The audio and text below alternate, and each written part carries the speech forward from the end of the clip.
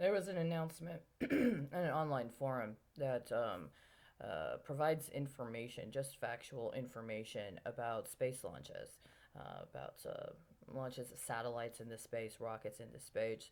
At some point in time in 2019, it discussed the launch of a Russian satellite that went by the moniker MS-13, MS-13, MS-13.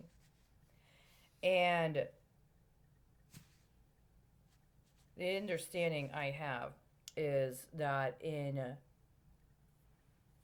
summer 2017, information was available previously. It's different than what you can find now.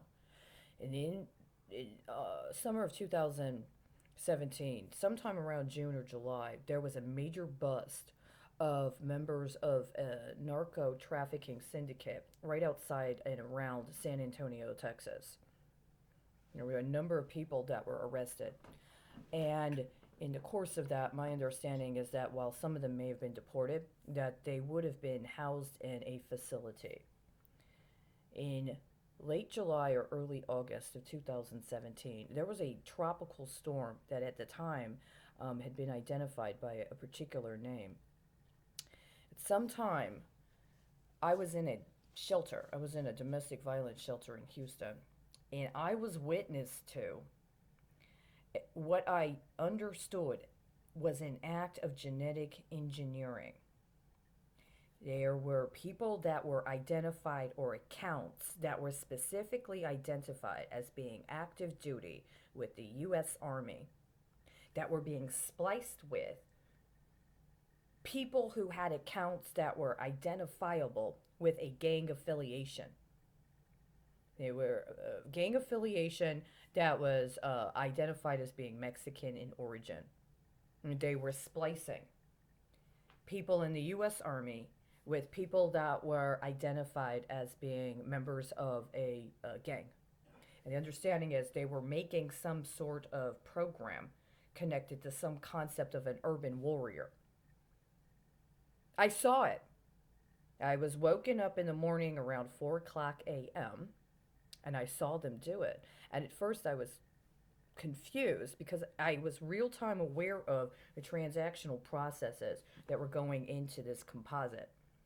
And I was also on currents of people who were conscious that something was happening. And some were excited and some were silent.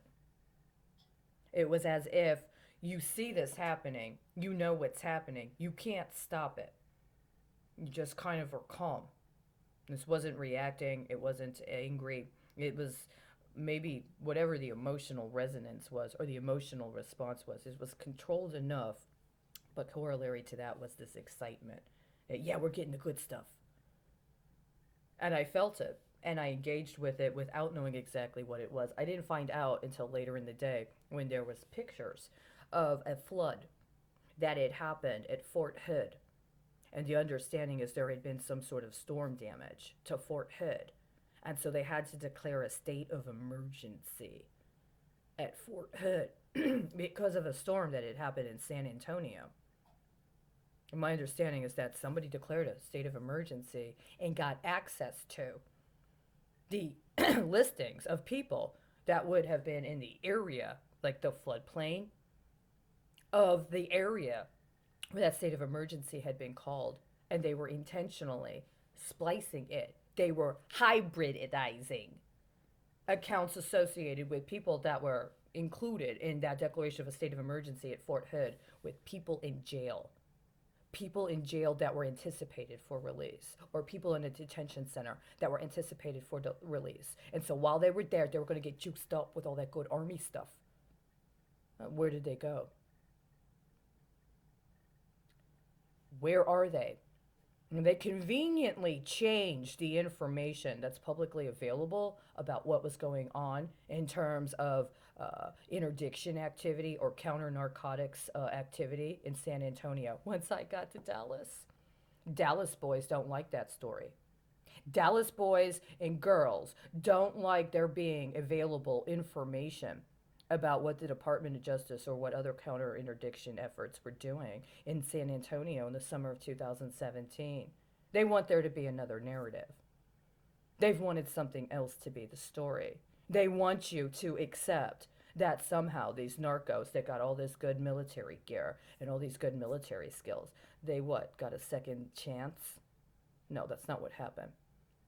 Because every time I have to engage with anything in this sector that has been dominated and overrun by this narco mentality, what I see is the same thing reaffirmed over and over again.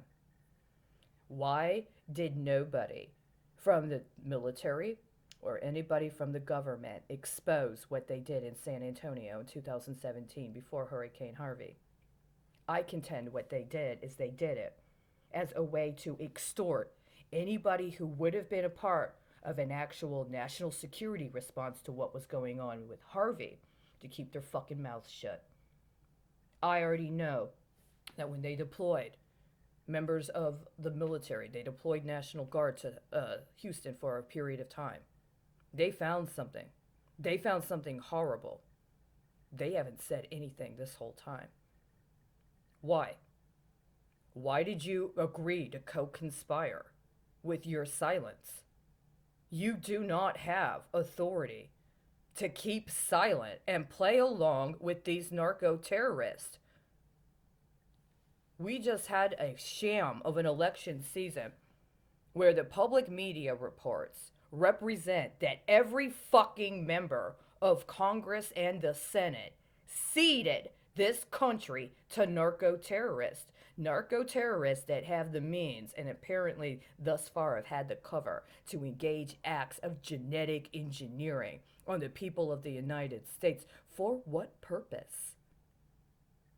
The power's on now. The internet's on now. It may not be on for very long, depending upon what you do. You cannot let a normalization of narco-terrorism replace anything else. If you thought you were going to create your enemy as this atrocious, insurmountable obstacle, enemy, horrible, monstrous being, well, what else do we have now? Because apparently your lack of response has eliminated you from the equation.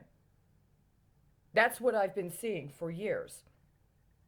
That's what I've been seeing for years. All I see is narcos. All you give me is narcos. We literally let the narcos take over the government. Our whole policy in this country is subordinated to drug addiction and to normalization to drug addiction at such an extreme level. Why? Why do they need their entire country addicted to drugs? Why do they need their entire country addicted to drugs? It's not acceptable that this happened.